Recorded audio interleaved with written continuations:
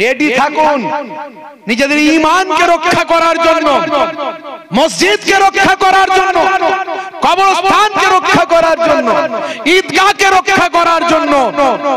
দরকার হলে নিজেদের ভাই আমার গণতান্ত্রিক পদ্ধতিতে যদি রক্ত ঝরাতে হয়, ঝরাতে হবে আমাদের ভবিষ্যতের জন্য।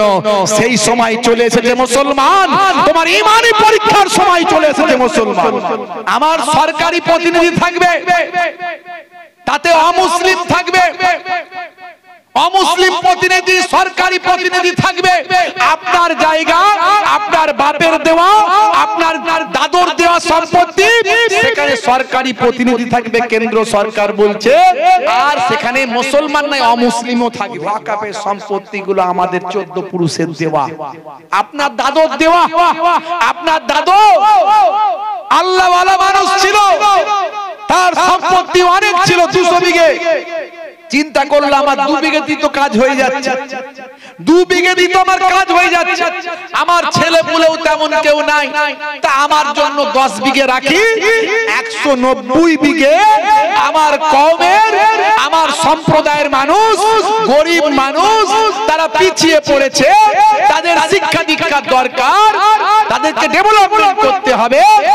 190 বিঘে সম্পত্তি মুসলমান কওমের উন্নতির জন্য, তাদের সন্তানদের পড়াশোনার জন্য, তাদের মানুষেরা মরে গেলে কবরস্থানের জন্য, তাদের নামাজের মসজিদের জন্য, তাদের মাদ্রাসার জন্য 190 বিঘে আমি আল্লাহর নামে উৎসর্গ করে দিলাম। এর নাম হলো ওয়াকাফের সম্পত্তি। সারা ভারতবর্ষে কত আছে জানেন? এই যে বললাম রেলের জায়গা আছে, রেলের সম্পত্তি 1 নাম্বার, 2 নাম্বার সেনাবাহিনীর সম্পত্তি 2 নাম্বার, 3 নাম্বার হলো আমার আপনার 14 পুরুষের সম্পত্তি। সেই সম্পত্তিগুলোকে দেখাশোনা করতো এতদিন কারা? এতদিন দেখাশোনা করতো, যাই হোক নাই হোক, আমাদের ঘরের লোকেরাই। মুসলমানদের একটা করে বোর্ড দেওয়া ছিল, কমিটি করা ছিল, সেটা হচ্ছে ওয়াকাফ বোর্ড। সেই ওয়াকাফ বোর্ডের বললো তোরা দেখাশোনা করবি, তোরা কিভাবে ব্যবহার করবি তোরা বুঝে নিবি। এতদিন সেভাবে চলছে। এই সুযোগে কিছু মুসলমানদের লোকজন কি করলো, তারা কিছু বিক্রি করে দিল, কিছু বেদখল হয়ে গেল, কিছু মেরে মুড়ে খেতে লাগলো, কিছু নেতা সেখানে হাত মারলো, কিছু জন বললো 99 বছরের লিজ নিয়ে নিচ্ছি, 1 টাকা করে দেব। বুঝতে পারছেন, ধর্মতলা চত্বরে অনেক প্রপার্টি আছে ওয়াকাফের সম্পত্তি। বুঝতে পারছেন, দিল্লিতে আছে, বোম্বাইতে আছে, সারা ওয়েস্ট বেঙ্গল অনেক জায়গায় আছে। এ ওকে জবরদখল করে রেখেছে, ওকে জবরদখল করে রেখেছে। এই দরকার ছিল ওই জবরদখলগুলো উদ্ধার করা, তা না করে কেন্দ্র সরকারের নজর পড়ে গেল সেদিকে। তোরা তো অনেকদিন সবাই মেরে মুড়ে খেলি, এবার আমি কিছুটা খাই। বুঝতে পারছো, কি করতে হবে? আইন করতে হবে, আইন করতে হবে। কি আইন? না এমন একটা আইন আসবে যেটা হচ্ছে সংশোধনী আইন। সংশোধনীর নাম করে তোদের জায়গা চাবি থাকবে আমার হাতে, তোমাদের এই কমিটি থাকবে, আলাদা কমিটি হবে, ওসব বোর্ড ফোর্ড কিছু থাকবে না। ওই কমিটিতে আমার সরকারি প্রতিনিধি থাকবে। বুঝতে পারছো, আমার সরকারি প্রতিনিধি থাকবে, তাতে অমুসলিম থাকবে, অমুসলিম প্রতিনিধি সরকারি প্রতিনিধি থাকবে। আপনার জায়গা, আপনার বাপের দেওয়া, আপনার দাদুর দেওয়া সম্পত্তি, সেখানে সরকারি প্রতিনিধি থাকবে, কেন্দ্র সরকার বলছে। আর সেখানে মুসলমান নাই, অমুসলিমও থাকবে, তারা মেনটেন করবে, দেখাশোনা করবে। এখন এই যদি অবস্থা হয়, আমার ঘরের, আমার জায়গা, আমার সম্পত্তির চাবি যদি অন্যজনের হাতে দিয়ে দেয় আইন করে, সেখানে আমার আর অধিকার রইল? যেমন রইল, অধিকার রইল না। সেই বিল পাস করেছে, এতদিন ধরে এত আন্দোলন, এত কিছু হলো, কিন্তু ক্ষমতা যার, শক্তি তার। ভাই আমার জেপিসি সংসদীয় যৌথ কমিটি, সেখানে সংখ্যাগরিষ্ঠতা দেখিয়ে গত সম্ভবত 28 তারিখে, 28শে জানুয়ারি সেখানে বিলটা পাস করিয়ে নিয়েছে। এবারে সেটা আরো ভাই আমার পার্লামেন্টে যাবে, সেখানে আইন হয়ে চলে আসবে। তো আমরা জানি কেন্দ্রের যে সরকার চলছে মোট তিনটে চেয়ার, তিনটে চেয়ারটার তিনটে পা, একটা পা নাইডুজি আছে, একটা পা নীতিশজি আছে, আর একটা পা কেন্দ্র সরকারের যারা ক্ষমতায় আছে তাদের পা। এখন ওই দুটো পা কি করছে? ওই দুটো পা যদি গন্ডগোল একটু করে তাহলে চেয়ারটা থাকবে? থাকবে না। তাহলে ওই দুটো পাও ভেজাল মাল, ওরাও সমর্থন করছে, কিন্তু ওদেরকে কি মুসলমানরা ভোট দেয়নি?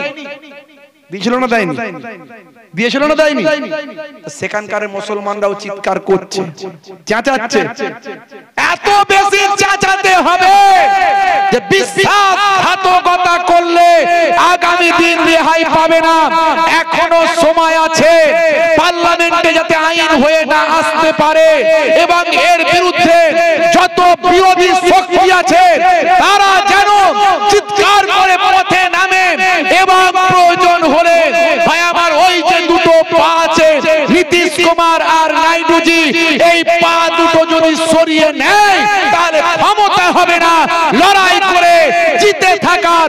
তাই আমরা বাংলার জমিন থেকে হুঁশিয়ারি দিতে চাই, আগামী দিন মুসলিম পার্সোনাল ল বোর্ড সহ সারা পশ্চিমবঙ্গের মুসলমান রাস্তায় নামবে, সারা ভারতবর্ষের মুসলমান রাস্তায় নামবে। কে ওয়াফাদার আর কে গাদ্দার, কাকে ভোট দিয়ে গাদ্দারি করা হচ্ছে আমরা দেখতে চাই। মুসলমানদের সঙ্গে গাদ্দারি করলে আমরা তাদের গঙ্গায় ছুঁড়ে ফেলে দেবো ইনশাআল্লাহ। পারবো তো ইনশাআল্লাহ? আগামী দিন পথে নামবেন তো? প্রয়োজনে পথে নামবেন তো?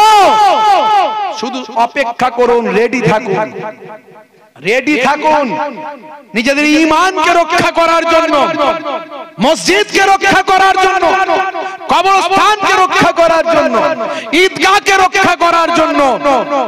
দরকার হলে নিজেদের ভাই আমার গণতান্ত্রিক পদ্ধতিতে যদি রক্তও ঝরাতে হয়, ঝরাতে হবে আমাদের ভবিষ্যতের জন্য।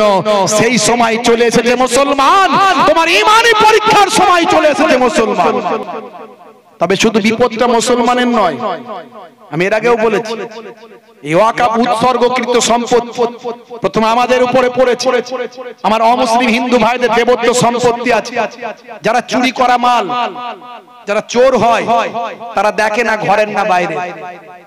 বলে না স্যাকরার বদনাম আছে, আমি সব স্যাকরার কথা বলি না, সব সোনাওয়ালার কথা বলি না, কিন্তু বদনাম আছে। লোকে বলে সোনাওয়ালারা নিজের মায়েরও চুরি করে নেয়। কথা ঠিক না ভুল?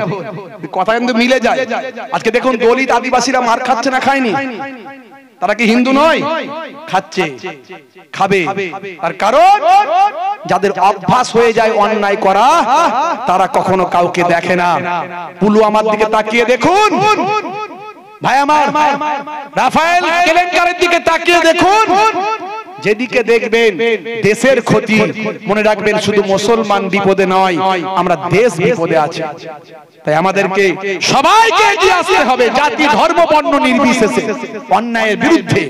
আমি কারো বিপক্ষে নয়, আমি কারো বিপক্ষে নয়, কোন রাজনৈতিক দলের বিপক্ষে নয়, আমি আদর্শের বিপক্ষে। যদি আদর্শ যদি অন্যায় হয় তার বিপক্ষে। ভাইরা আমার, তরুণ যুবকেরা আমার, এর জন্য আমাদের প্রস্তুত হতে হবে। কি ইনশাআল্লাহ প্রস্তুত আছি তো নাকি? এই কারা কারা আছে হাত তুলে দেখান। আপনার ঈমানকে বাঁচানোর জন্য কারা কারা প্রস্তুত আছে হাত তুলে দেখান। নারে তাকবীর, নারে তাকবীর। মাশাআল্লাহ, এই যে হাজার হাজার মানুষ, আমরা যদি প্রস্তুত থাকতে পারি ইনশাআল্লাহ আগামী দিনে একটা ভালো ফল আসবে। যে সমস্ত বিরোধী দলদেরকে আমরা ভোট দিয়েছি, তারা যদি এই সময় আমাদের পাশে না দাঁড়ায়, তাহলে আমাদের চিনে নেওয়ার সময়। আমরা চিনে নেব এবং আগামী দিন ভাববো মুসলমানরা কার পাশে থাকবো। আমরা মুসলিম পার্সোনাল ল বোর্ড নেতৃত্ব দিচ্ছে, মুসলিম পার্সোনাল ল বোর্ডকে আমরা নেতা মেনেছি। তারা যেভাবে আমাদের গাইডলাইন দেবে, পশ্চিমবঙ্গের সমস্ত মানুষকে আমাদের সেইভাবে মানতে হবে। কারণ এক্ষেত্রে নেতা না মানলে আমরা বিপদে পড়বো। আমরা সবাই আন্দোলন করব গণতান্ত্রিক পদ্ধতিতে, কিন্তু নেতার নেতৃত্ব মেনে। এটা মাথায় রাখবেন। আল্লাহর নবী, আল্লাহর রাসূল, দয়ার নবী সেখানে প্রেজেন্ট হিয়ার। সাহাবায়ে কেরামের অত্যন্ত রাগান্বিত, এত বড় সাহস আমার মসজিদে এসে আমাদের সামনে থাকা অবস্থায় পেচ্ছাপ করে। চুরিকে চুরি আবার সিনা জড়ি আছে না নাই? একে চুরিও করছে আবার সিনা জড়ি করছে, মানে গরম দেখাচ্ছে এরকম একটা। আমরা ওখানে অপেক্ষা বসে আছি, আমাদের চোখের সামনে এসে মসজিদের এক কোনায় বসে বসে পেচ্ছাপ করছে। এত বড় সাহস! মারবো গর্দান তলোয়ার দুখানা করে দেব, তারপরে যাহাই হবে। আল্লাহর নবী বললেন সাহাবীরা অপেক্ষা করো। না না না না, আমি তোমাদের অনুমতি দেব না কোন নিরীহ মানুষকে হত্যা করার। সে পেচ্ছাপ করেছে আমার মসজিদে, এই জন্য একটা মানুষের জীবন চলে যাবে, এটা আমি কখনো চাই না, এটা আমার ইসলাম কখনো চাই না। এমন সে অপরাধ করেনি যার জন্য তাকে হত্যা করতে হবে। না না, এর অন্য পানিশমেন্ট আছে, অন্য সাজা আছে। তবে হ্যাঁ, তার পেচ্ছাবে কেউ ব্যাঘাত ঘটাও না। পেচ্ছাবে ব্যাঘাত ঘটালে শরীরে এর অসুখ হয়।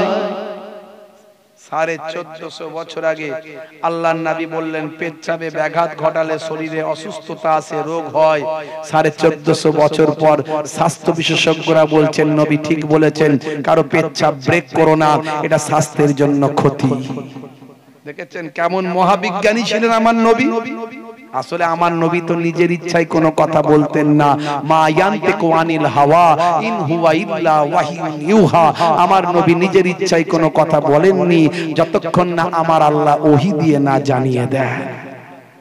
যে তন্ময় বাবু আমার নবীর সম্পর্কে এই বক্তব্যগুলো দিয়েছেন, তিনি এগুলো জানেন না, অনেক পড়াশোনা করতে হবে। হে তরুণ যুবকেরা, হে আমার বন্ধুরা, আল্লাহর নবী বললেন তার পেচ্ছাপটা কমপ্লিট হতে দাও। পেচ্ছাপটা কমপ্লিট হওয়ার পরে আমার কাছে ডেকে নেবে, যা কথা বলা আমি বলবো, তোমরা কিছু বলবে না। আল্লাহর নবী এই কথা বলে দিলেন। সাহাবীরা তাদের রাগকে, ভাই আমার গুসাকে নিজেরা কন্ট্রোল করলেন, কারণ তারা নেতা মানেন, শৃঙ্খলাবদ্ধ সমাজ মানেন, নেতৃত্ব ছাড়া কোনো কাজ করেন না, নেতার অনুমতি ছাড়া কোনো কাজ করেন না। তাই তাদের পা স্লিপ খাওয়ার কোনো ভয় নাই। হে জওয়ান যুবকেরা, হে আমার বন্ধুরা, শুনে রেখে দেন, জেনে রেখে দেন। আল্লাহর নবী সেই সময় এই কথা বলার পরে সাহাবায়ে কেরামরা নিজেরা ঠান্ডা হলেন। তার পেচ্ছাপ করা কমপ্লিট হলো। এক সাহাবী বললেন, এই বাবা তো ছেলে, তোমাকে আল্লাহর নবী ডাকছেন, আমাদের প্রফেট তোমাকে ডাকছেন। সেই ইহুদি ভাইটি আল্লাহর নবীর সামনে এলেন। আল্লাহর নবী বললেন, বাবা ছেলে, ও বাবা ছেলে, তুমি ইচ্ছাকৃতভাবে কিংবা অনিচ্ছাকৃতভাবে যেভাবে এই মসজিদে পেচ্ছাপ করেছো, এটা তুমি অন্যায় করেছো বাবা। এটা আমাদের ইবাদতের ঘর, এটাকে আমাদের উপাসনার ঘর। এখানে আমরা নামাজ পড়ি, এখানে আমরা আল্লাহর আরাধনা করি। এই জায়গা পেচ্ছাপ করার জায়গা নয় বাবা। তুমি ইচ্ছায় করার অনিচ্ছায় করো, এটা তুমি অন্যায় কাজ করেছো। তোমাদেরও যদি কোনো উপাসনা গৃহ থাকে, সেখানে যদি কেউ পেচ্ছাপ করে, তোমার বড় খারাপ লাগবে কি লাগবে না? আমার সাহাবায়ে কেরামদের বড় খারাপ লেগেছে, তারা অত্যন্ত রাগান্বিত হয়েছে। আমি তাদেরকে থামিয়ে দিয়েছি, তোমার উপর আঘাত করতে নিষেধ করেছি। হে বাবা ছেলে, যাও, আমি তোমাকে ক্ষমা করে দিলাম, আর এই ভুল কখনো করবে না।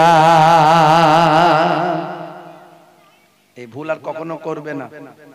হে তরুণ যুবকেরা, হে আমার বন্ধুরা, কেউ যদি কোনো জায়গায় পেচ্ছাপ করে দেয়, সেই জায়গা থেকে যদি মাটির হয়, মাটিটা কেটে ফেলে দাও, মাটিটা কেটে পরিষ্কার করে দাও। আর যদি কোনো পরিষ্কার জায়গা হয়, কোনো ভাই আমার মেজে হয়, সান হয়, সেই জায়গায় পানি দিয়ে 3 বার ধুয়ে দাও। তাহলে সামান্য অপরাধ, এই অপরাধের জন্য একটা মানুষকে হত্যা করা তার থেকে বড় অপরাধ। আল্লাহর নবী ভাই আমার নিজের সুস্থ মস্তিষ্কের দ্বারাই, আল্লাহ প্রদত্ত জ্ঞান হিকমার দ্বারাই একজন মানুষের মৃত্যু থেকে মানুষটাকে বাঁচালেন। এই বাঁচানোর পরে নবী বললেন, হে বাবা ছেলে আর এই অন্যায় কখনো করবে না বাবা। এমন সময় ছেলেটি বলল, হুজুর আমি একজন ইহুদিদের পণ্ডিত, বিভিন্ন ধর্মশাস্ত্র নিয়ে পড়াশোনা করেছি, আমি দেখেছি যিনি আখিরি জামানার পয়গম্বর হবেন তার মধ্যে অনেক দয়া মায়া থাকবে, তিনি অনেক বড় বড় অপরাধকে ক্ষমা করবেন। আজকে আমি বিশ্বাস করলাম, আমি দেখতে চেয়েছিলাম আপনি আমাকে ক্ষমা করেন কি ক্ষমা করেন না, আপনি অরিজিনালি প্রফেট কি অরিজিনাল প্রফেট নন, আপনি সত্যিকারের নবী কি নবী নন। আমি আজ পরীক্ষা করার জন্য ঘটনাটা ঘটিয়েছিলাম, আমি বিশ্বাস করলাম আপনি অরিজিনাল, সত্যি সত্যি আপনি আখিরি জামানার পয়গম্বর। পড়িয়ে দিন মহাবাণী মহাকালেমা, কালেমা শরীফ পড়ে সেই ইহুদি আমার নবীর শিষ্য হয়ে গেলে। জোরে হবে না, জোরে হবে না। পৃথিবীর বড় বড় ওয়াথার পণ্ডিতেরা, নায়ক গায়ক খেলোয়াড় প্লেয়ার আজকে কোরআন পড়ে নবীর শিষ্য, নবীর আদর্শ পড়ে নবীর শিষ্য। এই জন্যই তারা চিন্তিত 2050 সালের মধ্যে পৃথিবীর 1 নাম্বার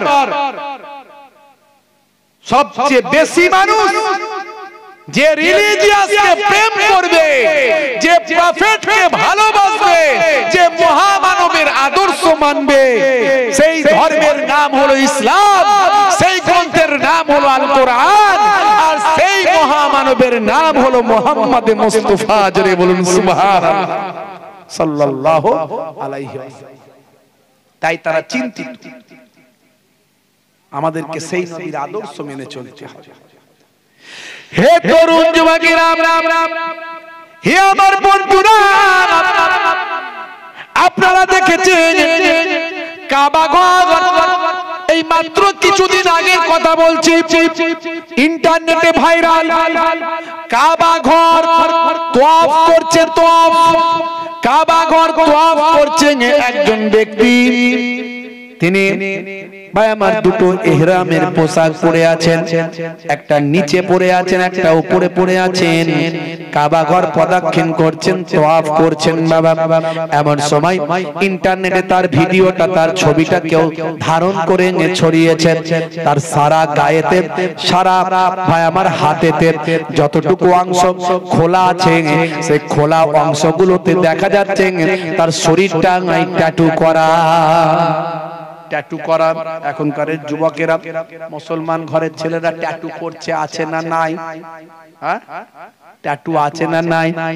গায়ে হাতে ট্যাটু আঁকা, হেঁটে চলে আঁকা বাঁকা, গায়ে হাতে ট্যাটু আঁকা, হেঁটে চলে আঁকা বাঁকা, কাছে গেলে দেখা যায় সুস্থ ছেলে না।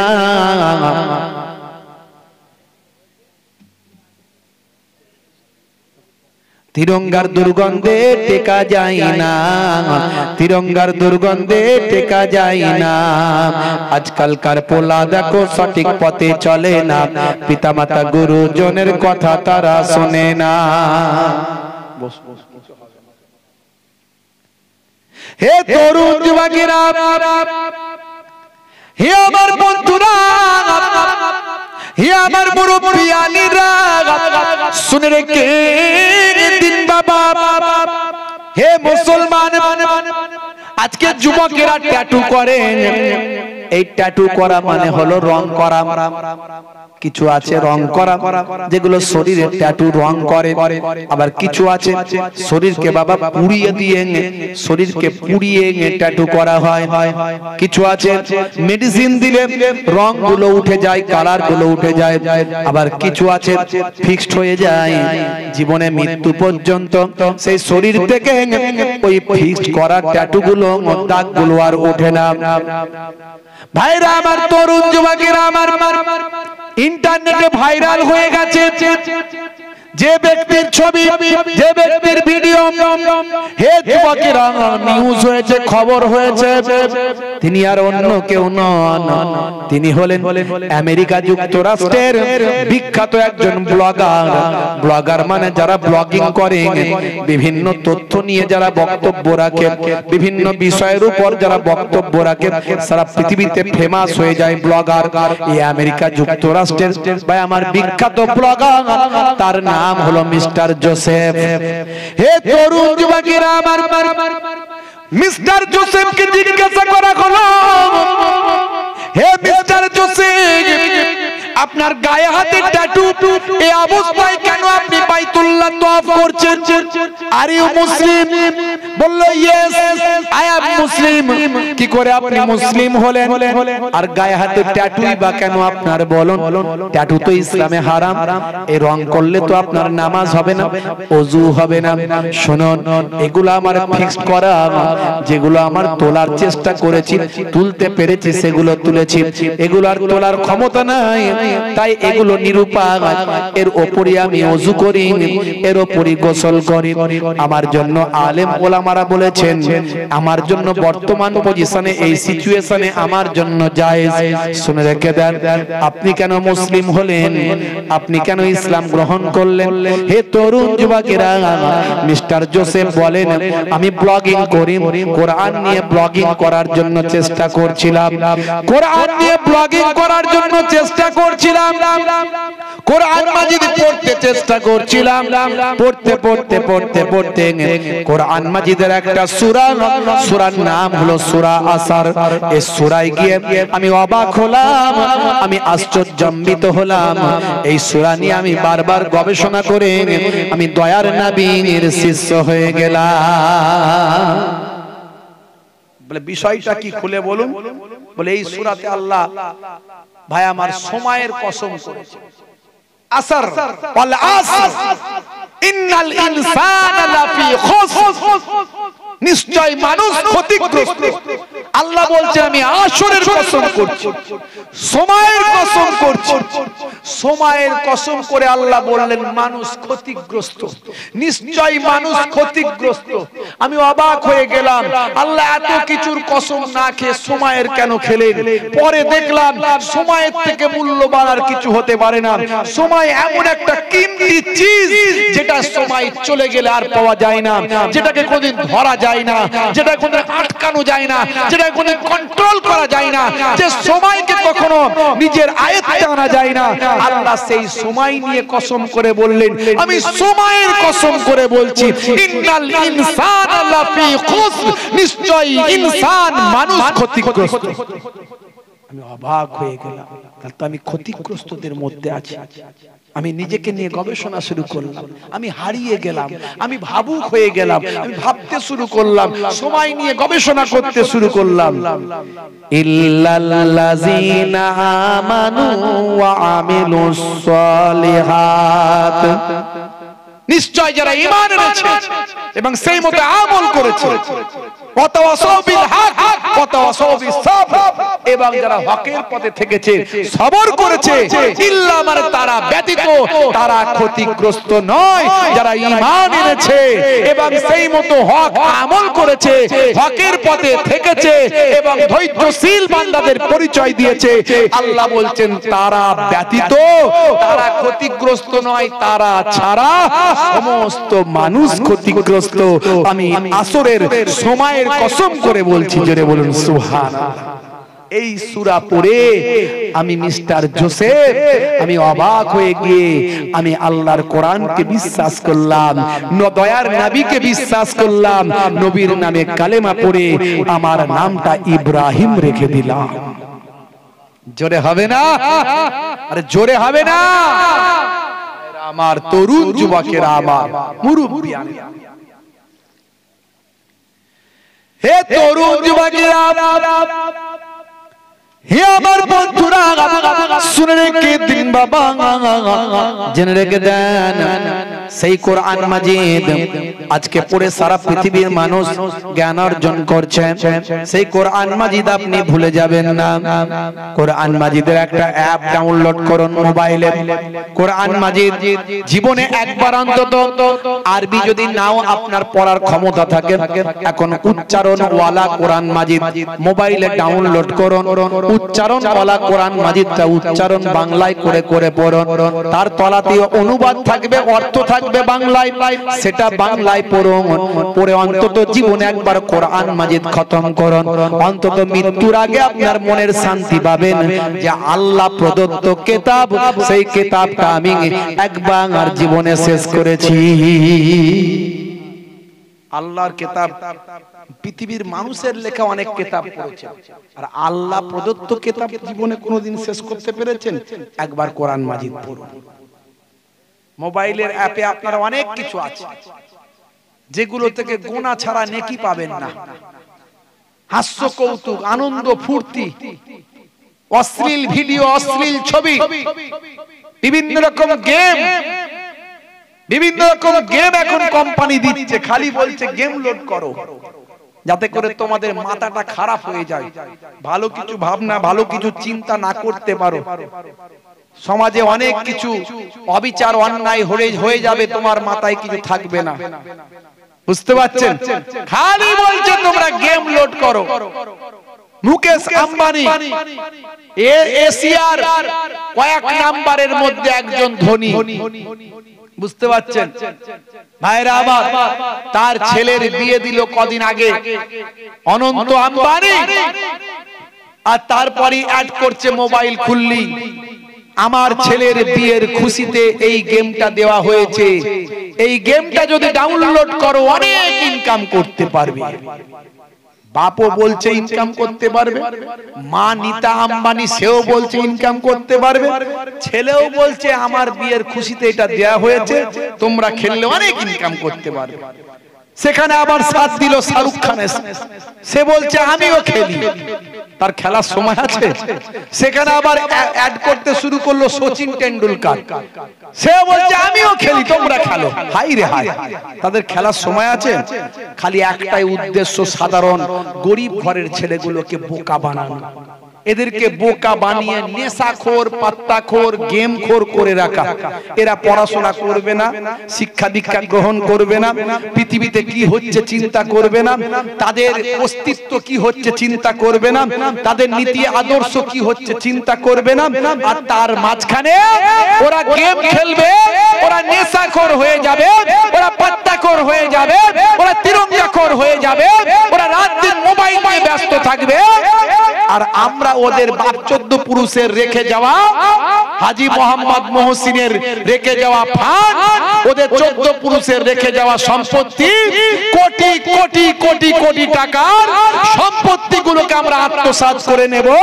ভারতবর্ষের সব 3টে সংস্থার সবচেয়ে বেশি সম্পত্তি আছে, একটা হলো রেল, একটা হলো সেনাবাহিনী, আর একটা হলো ওয়াকফ স্টেট। জোরে বলুন সুবহানাল্লাহ। ভাইরা আমার, যাই হোক, তরুণ যুবকেরা, আল্লাহ আমাদের শ্রেষ্ঠ মানুষ করেছে, আশরাফুল মাখলুকাত বানিয়েছেন, শ্রেষ্ঠত্ব দান করেছেন, সেই শ্রেষ্ঠ নবীর শ্রেষ্ঠ উম্মত আল্লাহ আমাদেরকে বানিয়েছেন, কি দরজা দিয়েছেন। ভাইরা আমার, কিভাবে আমরা শ্রেষ্ঠ হলাম?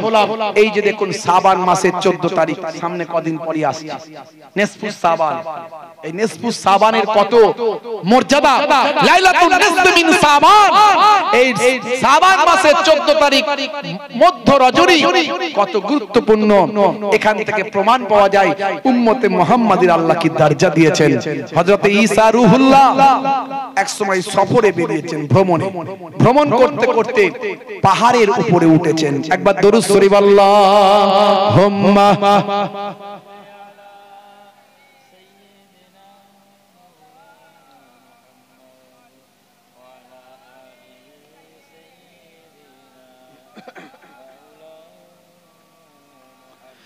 হে তরুণ যুবকেরা, হে আমার বন্ধুরা, হে আমার মুরব্বিয়ানেরা, খুবই সংক্ষেপ করে বলি, আপনাদের কষ্ট হচ্ছে, কষ্ট হচ্ছে তো নাকি? একটু হ্যাঁ হু দেন। অনেকে মনে মনে করছেন হুজুর সত্যি তো কষ্ট হচ্ছে, কি জি এটুকু বলবো না, শেষ করে দেবো? যারা বলেন, কারা কারা চান না হাত তুলে দেখান দেখি। সত্যি চাই না, মিছি। হে তরুণ যুবকেরা, হে আমার বন্ধুরা, সংক্ষেপে বলি, লম্বা চওড়া নয়। হযরতের ভাই আমার দোস্ত আমার ঈসা রুহুল্লাহ ভ্রমণে বেরিয়েছেন সফরে, পাহাড়ের উপরে উঠছেন বাবা, পাহাড়ের উপরে উঁচাইতে উঠছেন, একটু সফর করবেন, একটু যাবেন, একটু দেখবেন। হে জওয়ান যুবকেরা, পাহাড়ের উপরে যখন উঠেছেন হযরত ঈসা রুহুল্লাহ গিয়ে দেখছেন একটা বিশাল বড় সাদা গোলাকার পাথর তিনি দেখতে পেলেন। এত সুন্দর পাথর জীবনে কখনো ঈসা নবী দেখেননি। ঈসা নবীকে আল্লাহ 5টা মুজিজা দিয়েছিলেন। ভাইরা আমার, তরুণ যুবকেরা, হযরত ঈসা রুহুল্লাহকে আমার আল্লাহ 5টা মুজিজা দিয়েছিলেন। কোন অন্ধ ব্যক্তির চোখে যদি হাত বোলাতেন জন্ম অন্ধ ব্যক্তি চোখটা না ফিরে পেতে। হে তরুণ যুবকেরা, কোন কুষ্ঠরোগী মানুষের শরীরে যদি হাত বোলাতেন আল্লাহর হুকুমে কুষ্ঠরোগী ভালো হয়ে যেত। কোন মানুষের বাড়িতে কি খাবার তৈরি হয়েছে হযরত ঈসা রুহুল্লাহ সেটা তিনি বলে দিতে পারতেন। 3 নাম্বার। 4 নাম্বার হলো, হে জওয়ান যুবকেরা, হযরত ঈসা রুহুল্লাহ কোন মাটি দিয়ে কোন যদি পাখি বানাতেন, পাখি বানিয়ে তাতে রূহ দিতে পারতেন, রূহ দিয়ে তাকে বলতেন যাও উড়ে যাও, বলার সঙ্গে সঙ্গে মাটি দিয়ে তৈরি করা পাখি জিন্দা না জীবিত হয়ে যেত। আর 5 নাম্বার হলো, কোন মৃত কবরবাসীর ধারে হাড় হাড্ডি জড়ো করে যদি বলতেন, মৃত পশু পাখি, মৃত জীবজন্তু, মৃত মানুষ, মৃত কবরের ধারে গিয়ে যদি বলতেন আল্লাহর ইসমে আজম পাঠ করে বলতেন এ মুর্দা জিন্দা হো যা, বলার সঙ্গে সঙ্গে মৃত জিন্দা জীবিত হয়ে দাঁড়িয়ে যেত। জোরে হবে না? আর জোরে হবে না? সেই হযরত ঈসা রুহুল্লাহ কোথায় উঠেছেন বলেন? পাহাড়ের উপরে উঠে দেখছেন একটা বিশাল বড় সুন্দর সাদা পাথর ঝকঝক করছে। হে তরুণ যুবকেরা, হে আমার বন্ধুরা, শুনে রেখে বাবা, হযরত ঈসা রুহুল্লাহ এই সাদা সুন্দর পাথরটা দেখে আল্লাহর দরবারে শুকরিয়া আদা করলেন। আল্লাহ, থ্যাঙ্কস টু আল্লাহ, আমার প্রভু তোমাকে ধন্যবাদ জানাই। এত সুন্দর সাদা পাথর আমি জীবনে কখনো চোখে দেখি না। আল্লাহ বললেন হে নবী ঈসা দাঁড়াও, অপেক্ষা করো, এর থেকে আরো সৌন্দর্য আশ্চর্যজনক জিনিস তোমাকে আমি দেখাবো। এমন কথা বলার পরে হযরত ঈসা রুহুল্লাহ অপেক্ষা করলেন। হঠাৎ করে দেখা গেল ওই পাথরটা দুটুকরো হয়ে গেল। ওই পাথরের ভিতরে একজন আল্লাহর আবেদ বান্দা আল্লাহর ইবাদতে সালাতে মশগুল ছিল। জোরে হবে না? নামাজে মশগুল আছে। সবচেয়ে বড় ইবাদত নামাজ। সবচেয়ে বড় ইবাদত কি? পাথরের ভিতরেও আল্লাহর ওলিকে দিয়ে আল্লাহ নামাজ পড়াচ্ছে। দেখেছেন নামাজ কত বড় মূল্যবান জিনিস? কিন্তু 70, 80, 90% মানুষ 5 ওয়াক্ত নামাজ পড়ে।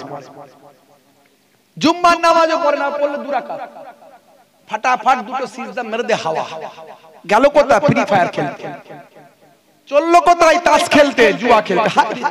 কপাল ফাটা মুসলমান। তো সম্পত্তি নেবে না তো কার নেবে রে ভাই? ধর্মই মানিস না তো বলবে তো মসজিদের কি দরকার? 2 রাকাত পড়িস, জুম্মার দিনে যাস, তো মসজিদের 2 রাকাত নামাজ পড়িস, তো মসজিদের কি দরকার? অত বড় মসজিদ। তো এই জন্যই তো আজকে আমাদের এই কপাল ফেটে গেছে। রাগ করবেন না, দুঃখ দিচ্ছি না আমি, শুধু আপনাদের বলছি না, এই ইন্টারনেটের মাধ্যমে লক্ষ লক্ষ মানুষ শুনবে এই বক্তব্য। আমি সবার উদ্দেশ্যে বলছি, বার্তা সবার কাছে যাক। আমরা আমাদের মসজিদে থাকছি না, মসজিদ পছন্দ করছি না, নামাজ বেশি পড়ছি না। আপাতত এলাকার মানুষ ভালো, জালসার মজলিসে রাত্রি 1টার সময় পুরো ভর্তি হয়ে প্যাকটাপ হয়ে বাইরে বসে আছে। অন্যান্য জায়গায় জালসার মজলিসে লোক থাকে না। মেলা দেয়, মেলা এখন মেলা দেয়, মেলা বলছে মেলা দিবি, কত টাকা নিবি বল, চাঁদা দেব। মেলা দিবি না, কোনো চাঁদা হবে না। জলসা কমিটির লোকেরা আফসোস করছে, হুজুর মেলা যদি না দিই লোকে বলছে চাঁদা দেবো না, কি করবো হুজুর বলুন? কেন মেলা দেবে? বলতে হুজুর মেলা দিলে আমাদের ঘরের মেয়েরা একটু খেলবে, নাগল দোলনায় চাপবে, হ্যাঁ একটুখানি ওই হাতে এ দেবে, একটু আনন্দ করবে না বছরে। তোমার মেয়ে ফুচকা খাবে, ফোন নাম্বার দেবে, জানো তুমি? ফোন নাম্বার নেবে আর ফোন নাম্বার দেবে। তারপর দেখবে একদিন ফুরুত করে পাখি উড়ে চলে গেছে। তারপরে বললে হবে না আমার মেয়ে কেন চলে গেল, আমার ছেলে কেন চলে গেল, তোমার জন্য গেছে। এই জন্য তো ইসলামে বলা হয়েছে একজন মহিলা যদি জাহান্নামে যায় 4 জনকে সঙ্গে নেবে। বাপকে নেবে, বড় ভাইকে নেবে, ছেলেকে নেবে, স্বামীকে নেবে। বড় ছেলেকে নেবে, বড় ভাইকে নেবে, বাপকে নেবে আর স্বামী নেবে। কারণ এক একটা সময় এই 4 জনই তার গার্জিয়ান। অত সহজ নয়। ইসলামটা যদি ভালো করে মানতাম জীবনটা ধন্য হয়ে যেত। রাগ করবেন না, বাপ কষ্ট দিতে আসেনি, হাত জোর করে বলে। হে তরুণ যুবকেরা, এর জন্য বলি নামাজি হয়ে যান, সব সমস্যার সমাধান হলো নামাজি। আমার আল্লাহ কোরআন মাজিদের ভিতরে বললেন ইন্নাস সালাতা তানহা আনিল ফাহশাই ওয়াল মুনকার, নিশ্চয় নামাজ তোমাকে অশ্লীলতা অন্যায় থেকে দূরে সরিয়ে দেবে। হে তরুণ যুবকেরা, নামাজ ছেড়ে দেবেন না। যদি কোনো ব্যক্তি ইচ্ছাকৃতভাবে এক ওয়াক্তের নামাজ ছেড়ে দেয়, যদি কোনো ব্যক্তি ইচ্ছাকৃতভাবে নামাজ ছেড়ে দেয়, বেনামাজির জন্য আমার আল্লাহ হাদিস পাক থেকে প্রমাণ 14টা শাস্তি রেখেছে। 14টা শাস্তি সংক্ষেপে বলি। দুনিয়াতে হবে 5টা শাস্তি। দুনিয়াতে হবে 5টা শাস্তি। 1 নাম্বার হলো বেনামাজি বান্দার চেহারাতে কোনো নূরের জ্যোতি থাকবে না। কালো হোক আর ফর্সা হোক, নামাজি বান্দাদের চেহারায় একটা নূর থাকে, দেখবেন, লক্ষ্য করবেন। বেনামাজি বান্দার চেহারায় কোনো নূরের জ্যোতি থাকবে না, 1 নাম্বার। 2 নাম্বার হলো বেনামাজি বান্দা রুজিতে কোনো বরকত হবে না। খালি বলবে নাই নাই, এত ইনকাম করি দেখতে পাই না, হুজুর তাবিজ দাও, কোনো তাবিজে কাজ হবে না। বেনামাজি বান্দা রুজি বরকত হবে না, তার রুজিতে কোনো ভাই আমার বরকত হবে না। 2 নাম্বার। 3 নাম্বার হলো বেনামাজি বান্দা যদি কোনো ভালো কাজ করে, লোকে বলবে ভালো, কিন্তু আল্লাহর দরবারে সওয়াব পাবে না। 3 নাম্বার।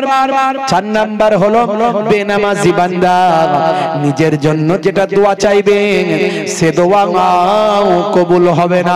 বেনামাজি বান্দার জন্য 5 নাম্বার হলো ইমাম সাহেবকে যদি দিয়ে দোয়া চাওয়ায়, ছোট হুজুরের নাতি পিন্নাগড়ি হুজুরের পোতা মোহেবুল্লাহ হুসাইনি যদি দোয়া চায়, কোন আল্লাহর ওলি বান্দাও যদি দোয়া চায়, বেনামাজি বান্দার জন্য দোয়া কবুল হবে না। 5 নাম্বার। 5টা দুনিয়াতে। আর মারা যখন যাবে মৃত্যুর সময় হবে 3টে। বলবো শুনবেন? বলবো না কষ্ট হয়ে যাচ্ছে? ছেড়ে দেবো? রাত হচ্ছে তো, কষ্ট হচ্ছে, আপনারা দৃষ্টি ভাবে শুনছেন বলে বলছি। আসলে আপনাদের সঙ্গে মহব্বত হয়ে গেছে তো, ভালোবাসা, কয়েক বছরের ভালোবাসা একটা আপনারা দিয়েছে, আর আমিও তাই বলে ফেলছি। এমনি খুব সবাই জানে কমিটির ছেলেরা আমি খুব পরিশ্রম আমার হয়ে যায়, জানেন তো। সারা দিন সে সকালবেলা আমি 8টা, 8:30, 9টার সময় বেরোই, আর ভোরের বেলা যখন ঢুকি তখন ফজরের আজান। এই যে এখন যাব বাড়িতে ফজরের আজানের সময়, আবার ফের 8টা, 8:30টায় বেরোবো। সারা দিন রাত আমার এইভাবে চলছে। বছরে 8 মাস 9 মাস, 8 মাস 9 মাস, বুঝতে পারছেন? হুজুর আপনি এত স্পিরিট পান কোথায়? আমার স্পিরিটের কোনো ক্ষমতা নাই, যা দেওয়ার আল্লাহ, নামাজের দোয়া, 5 জনের ভালোবাসার দোয়া। আপনি বলেন কি করে হুজুর 2 ঘন্টার জায়গায় কোথায় 2.5 ঘন্টা হয়ে যাচ্ছে? আমি হাতে সময় থাকলে হয় 2 ঘন্টা করি, জলসা করি। যদি হাতে সময় থাকে অনেক সময় হয়ে যায়, শেষ করতে পারি না, মানুষ চাই তখন হয়ে যায়। হে তরুণ যুবকেরা, সংক্ষেপে বলবো, লম্বা চওড়া নয়, মৃত্যুর সময় হবে 3টে শাস্তি। 1 নাম্বার হলো মৃত্যুটা হবে বেইজ্জতের সঙ্গে, অপমানের সঙ্গে মৃত্যু হবে। হে বেনামাজি, আজ থেকে প্রতিজ্ঞা করুন নামাজি হবেন, মৃত্যুটা হবে বেইজ্জতের সঙ্গে মৃত্যু। 2 নাম্বার হলো ক্ষুধার্ত অবস্থায় মৃত্যু হবে, প্রচন্ড ক্ষুধা থাকবে মৃত্যুর সময়। 3 নাম্বার হলো প্রচন্ড পিপাসা থাকবে মৃত্যুর সময়। বেনামাজি বান্দার এই 3টে শাস্তি মৃত্যুর সময় হবে। আর কবরে গেলে 3টে। কবরে গেলে কটা? 3টে। কি না, কবরে গেলে কবরের একদিকের মাটি অপর দিকের মাটির সঙ্গে মিশে বেনামাজিকে পিসাই করতে থাকবে, আবার গোটা করবে, আবার পিসাই করে দেবে, আবার গোটা, আবার পিসাই। এটা একটা। দুই নাম্বার হলো কবরে আগুনের কুণ্ডু বানিয়ে দেওয়া হবে, 2 নাম্বার। 3 নাম্বার হলো কবরে একটা সুজা আকরা নামক একটা ভয়ঙ্কর সাপ একটা নিযুক্ত করা হবে, যে সাপটাকে দংশন করতে থাকবে। সেই সাপের সম্পর্কে বলা হয়েছে যদি পৃথিবীর মাটিতে একবার নিঃশ্বাস ফেলতো সেখানে আর কোনোদিন ঘাস জন্ম হতো না। এইরকম একটা সাপ তার কবরে নিযুক্ত করা হবে। এই কথাটা বললে অনেকে বলে হুজুর আমরা তো কবরের ধারে যাই মাঝে মাঝে, বল খেলতে গিয়ে বলটা পড়ে যায়, তখন গিয়ে একজন দাঁড়ায় আর একজন কবরে নেমে তুলে নিয়ে চলে আসি, কই কোনো সাপও দেখি না আর কোনো আগুন ফাগুনও পাই না, আর মাটি পিছায়ও করছে বুঝতে পারি না। আমি বলি একটা উদাহরণ দিতে হলে, কি উদাহরণ না, সবাই জেগে আছে আপনি ঘুমিয়ে আছেন, হঠাৎ ঘুমের মধ্যে আপনি দেখছেন স্বপ্ন। কি স্বপ্ন দেখছেন? আপনি দেখছেন রাস্তায় যাচ্ছি, গাড়ি অ্যাক্সিডেন্ট হয়ে পানিতে পড়ে গেছে, আপনি গাড়ির ভিতরে আছেন, হাবুডুবু খাচ্ছেন, পানি ঢুকছে, আপনি বাঁচার চেষ্টা করছেন, পারছেন না। এই যে প্রাণপণ যুদ্ধ লড়াই পানির ভিতরে চলছে, কেউ সহযোগিতা করার নাই, তখন আপনি চিৎকার করছেন বাঁচাও, কেউ বাঁচাতে আসেনি।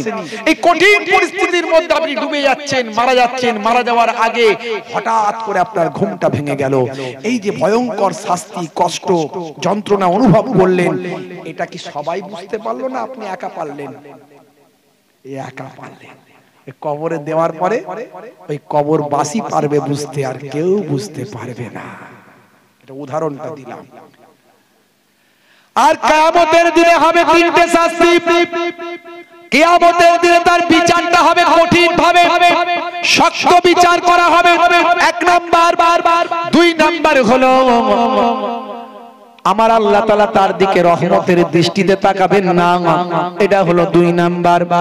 আর 3 নাম্বার হলো এই যুবক, 3 নাম্বার শাস্তি হলো ভাই আমার ফারিস্তারা তাকে টানতে টানতে জাহান্নামের দিকে নিক্ষেপ করে দেবে, বড় জিল্লাতের সঙ্গে অপমানের সঙ্গে জাহান্নামে তাকে ছুঁড়ে ফেলে দেওয়া হবে। এই 3টে শাস্তি কিয়ামতের দিবসের পরে হবে। হে যুবকেরা আজ থেকে প্রতিজ্ঞা করো না নামাজ ছাড়বো না, বলুন ইনশাআল্লাহ। বলুন ইনশাআল্লাহ। কারা কারা নামাজ পড়বেন হাত তুলে দেখান তো দেখি, মাশাআল্লাহ, নারে তাকবীর, নারে তাকবীর। যারা হাত তোলেননি, ক্যান্সার হতে পারে না, প্যারালাইজ হতে পারে না, হার্ট অ্যাটাক হতে পারে না, সবাই নামাজ পড়বেন, বলুন ইনশাআল্লাহ, বলুন ইনশাআল্লাহ। নামাজ ছেড়ে দেবেন। নামাজকে বলো না কাজ আছে, কাজকে বলো আমার নামাজ আছে। জোরে হবে না, জোরে হবে না। হে তরুণ যুবকেরা, এখুনি শেষ করছি, এটুকু বলি আল্লাহর ওলি, আল্লাহর মাহবুব বান্দা পাথরের ভিতরে নামাজ পড়ছিলেন, সালাত আদায় করছিলেন। হযরত ঈসা রূহুল্লাহ অবাক হয়ে গেলেন, পাথরের ভিতরে আল্লাহর মাহবুব বান্দা ইবাদত করছেন। হযরত ঈসা রূহুল্লাহ আল্লাহর দরবারে শুকরিয়া আদা করলেন। আমার আল্লাহ বললেন, হে নবী ঈসা, এর থেকে আরো আশ্চর্যজনক কথা তোমাকে শোনাবো। ওই ব্যক্তির নামাজটা শেষ করতে দাও। ওই মানুষটা যখন সালাম ফেরালেন, হযরত ঈসা রূহুল্লাহকে চিনতে পারলেন। হযরত ঈসা রূহুল্লাহ সালাম কালামের পর হযরত ঈসা রূহুল্লাহ বললেন, বাবা আল্লাহর মাহবুব বান্দা, আপনি কত বছর এই পাথরের ভিতরে ইবাদত করছেন? আমার আল্লাহ আপনাকে কিভাবে জীবিত রেখেছেন? ওই মানুষটি বলেছিল, হুজুর, আমি এইভাবে 400 বছর আল্লাহর ইবাদতে আছি। আর এই 400 বছর পাথরের ভিতরে আমার আল্লাহ কুদরতি বাতাস, কুদরতি ভাবে পানি, কুদরতি ভাবে ফল ফুট দিয়ে আমার আল্লাহ আমাকে জীবিত রেখেছেন। হে তরুণ যুবকেরা, হযরত ঈসা রূহুল্লাহ আল্লাহর দরবারে শুকরিয়া আদা করলেন, আল্লাহকে থ্যাঙ্কস জানালেন। আল্লাহ বললেন, হে ঈসা রূহুল্লাহ, আমি কি তোমাকে এর থেকেও আরো আশ্চর্য কথা শোনাবো? হযরত ঈসা রূহুল্লাহ বললেন, মাবুদ, এর থেকে আর আশ্চর্য কি কথা হতে পারে? আল্লাহ বললেন, তবে শোনো, শুনে রেখে দাও, হে নবী ঈসা রূহুল্লাহ, আখিরি জামানায় যে নবী আসবেন, জনাবে মুহাম্মদুর রাসূলুল্লাহ সাল্লাল্লাহু আলাইহি ওয়াসাল্লাম, সেই নবী আমার কাছে এত প্রিয়, নবিউল আম্বিয়া তাকে করেছি, ইমামুল আম্বিয়া তাকে করেছি।